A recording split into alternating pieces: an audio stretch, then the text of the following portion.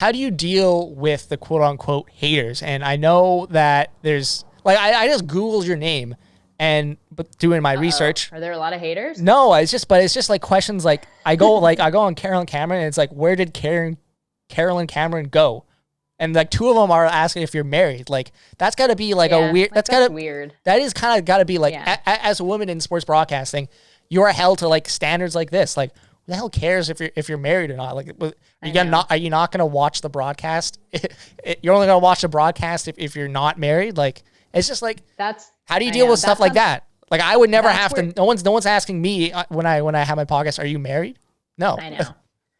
And unfortunately, you get used to that, which if me saying that shows that there's a problem because you shouldn't have to get used to weird things.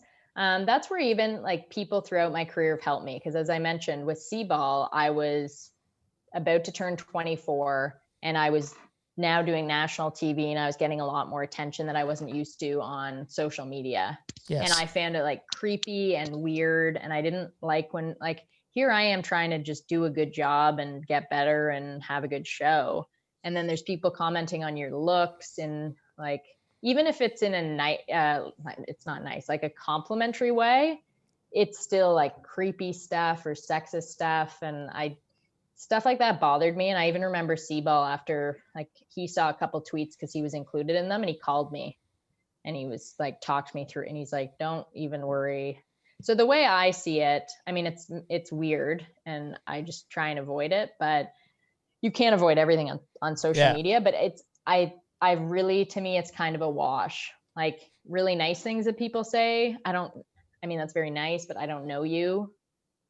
And then mean things that people say, it's like, well, that's not very nice, but I don't know you. So if people compliment my work and say, I really enjoyed this interview and this is why, and I'm like, oh, well, that's okay. That's good.